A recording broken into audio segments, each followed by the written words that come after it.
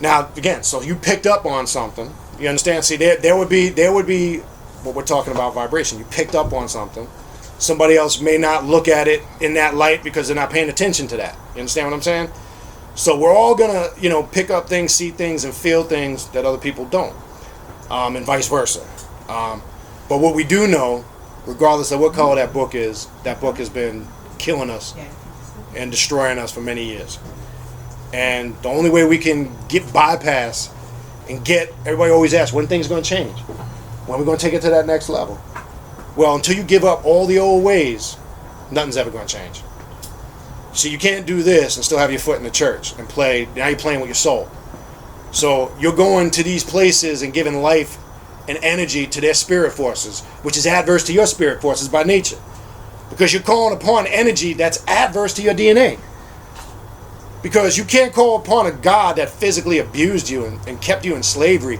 And this God is known for going all across the globe and robbing people's cultures and raping women and stealing all their natural resources, all done. Because every time they do that, what do they do after that? The Red Cross comes in, they give you a hot sandwich, and they give you a Bible. All done in the name of God. And now you think, oh shit, that's what saved me. That's not what saved you. You understand? That's what was the problem from the get-go. Every conflict in the world today is over religion. I mean, look at all the terrorist shit that's going on. These dudes are crazy. They're fanatical like you wouldn't believe. They really think they're doing the Creator's work. You can't tell them nothing. Now, in their mind, as sick as this may sound, that's a reality to them. How do you fight an enemy that has that mentality? Because I don't think there's any Christians willing to go to that length. You can't fight a war with peace, love, and being docile against that type of enemy. It's just not going to work. And like I say, it's going to, unfortunately, and before you can have order, you have to have chaos. And we're now in the time period and transition of chaos into order. That's what Set represents back in ancient Egypt, the deity of chaos. Okay? He's not bad. People have no idea what Set is about. Well, I hear all these cats on the internet. Set's the devil. Stupid. Obviously, you don't know nothing about Egypt. And if you go do the research, you'll find in the 19th and 20th dynasty, when the Osirian cult emerged and Horus was appointed successor, Set stepped forward and basically respectfully declined to be a part of that and wanted to go his own way. Not violently as they depict it. So when he decided to do his own thing, that's when he was persecuted. And all the stelas were changed, the images, all the stories were changed, because those that ruled Egypt, those who rule, have the final say. So that's when you read the story of him being cast into the desert, etc. Set represents all of us. Anytime you don't agree with something, what energy do you think you're accessing? Not the Osiris or the Horus energy, because unfortunately cats look at that religiously. And if you worship Horus, you might as well go back into the church and worship Jesus, because you have no idea what it's about. So we are activating that Set energy when we stand on our own. And that's what Set represents. Standing on your own, not conforming to anybody's way. That's all it represents. Chaos has no boundaries. It has no beginning. It has no end. It's undefinable. That's why when you look in any book and do any research and research Set, Satuk, Seth, whatever name, because they'll have different translations based on different periods, you will find out they'll refer to him as the deity of chaotic energy, of chaos and darkness. And darkness is not a bad thing, contrary to what you believe, because, again, that's another thing they spooked out. When you hear the word darkness, you start thinking of evil and devil worship, because they fucked with your mind so bad, and they're up in there so bad that it's hard for you to shake that out. Because when you hear those terms, you start thinking of Hollywood shit, blood sacrifices. That's not what this is about. That's what they want you to think this is about. Same thing with Baphomet, right? See, Baphomet, when you look at that in modern day Satanism, that's something that European Satanists grafted in the last 150 years. Baphomet goes back to our ancient cultures, and it's a alchemical symbol. That's all it is. It represents the masculine and feminine principles, right? Because you see the goat face of a man. You see he has androgynous breasts as a female, masculine and feminine, right? You see the 4 elements on the Baphomet image. You see on the stomach, you have the scales representing the water. He's perched on the earth. You see the fire, the kundalini, rising from the pineal gland, representing the fire element. Okay, you see one finger pointing up, one pointing down, as above, so below. That's right in the 7 Hermetic principles. That goes back to Egypt. Okay? And you see, on his arm, there's a statement that says, from one stage to another. It's an alchemical statement. It's coagulation, one stage to another. That is an image that just represents certain states of consciousness. It's not a deity. Say, well, I read the Knights Templar worship Baphomet, and see, that's the shit they want you to believe. Really? When people tell me that, other than where you read it, because I know you ain't ever been in no Knights Templar temple, other than you read it in a book or you heard somebody say it in a lecture, how can you confirm that? You can't. Now, if you really look deep into Baphomet outside of Eliphas Levi, you would get the true explanation of it. It's an alchemical symbol. It's a powerful symbol if you meditate on it, because it totality, balancement, masculine, feminine elements. It's a very powerful symbol. It has nothing to do with Satan worship, devil worship. It has nothing to do with anything being evil. That's what they want you to believe. I mean, many different terms. We can go through many. Anyway, anybody have any other questions? What's the difference between vibration and dimension? Vibration and what? Dimension. Dimension. Okay. Well, vibration is just the rate of a frequency. Vibrational energy. Now, when you speed up your vibrational frequency, you can open portholes to other dimensions. Dimensions would be a term for an example when you astrally travel. You could basically open a porthole or dimension and travel any way you want.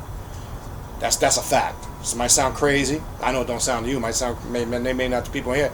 It might sound crazy to some people. If you want to travel to another planet in a galaxy, you can do that through astral traveling by way of opening portholes or dimensions. The problem is some people don't know how to close them when they come back, and sometimes you bring beings back in with you, and this is why some people go out of their mind and they go crazy, because they've opened up a dimension, and if you don't let those beings back out, you start hearing voices and shit. Shit starts getting up in your head. Go ahead, brother.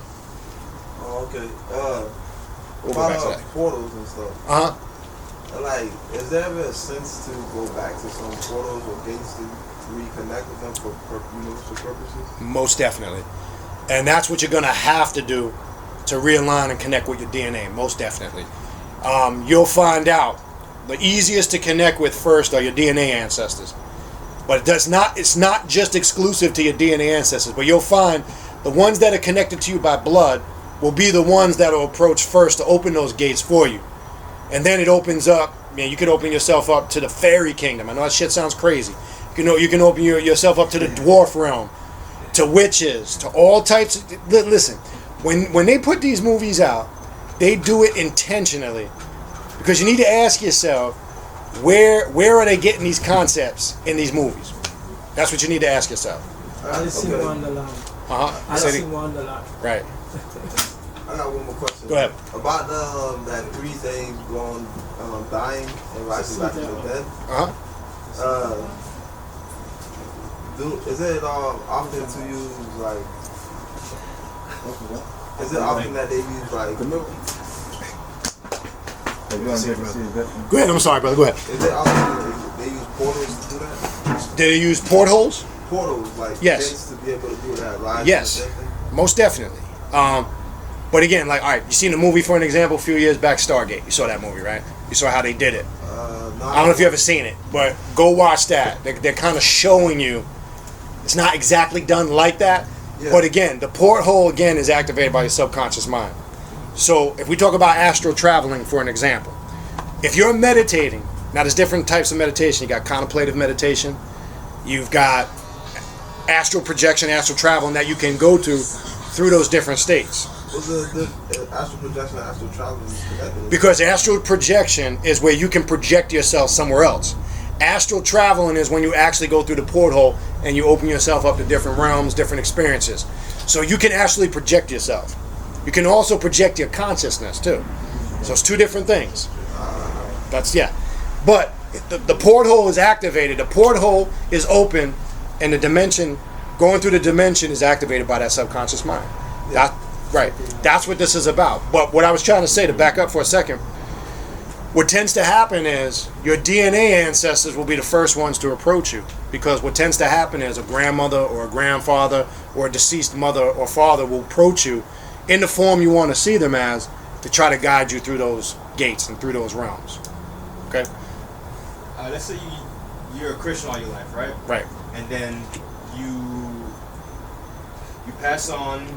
Does your spirit still think it's Christian, and then when it comes back into its next life, it goes through the whole entire thing again? Right. Hey, that's a great question. And again, this is something that can only be answered based on research and information that's been done. There's not 100% factual answer to that question, but I'm going to give you the answer that you can research for yourself and from experience from what other people told me in contacting some past relatives. And I can tell you this from contacting my mother, who was a devout Catholic her whole life.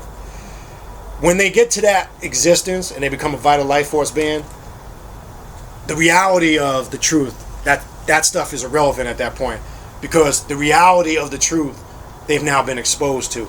And you'll find most of them will come back and will now tell you things, reveal things to you, show you things to kind of clarify a lot of that stuff.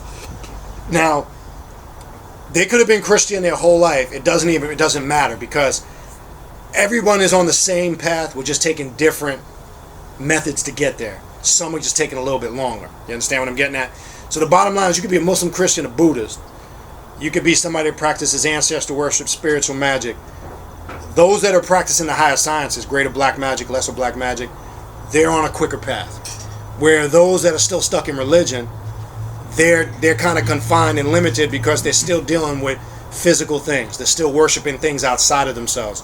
They still believe that there's some God in the sky that's going to come out from the sky, crack the sky, and save them.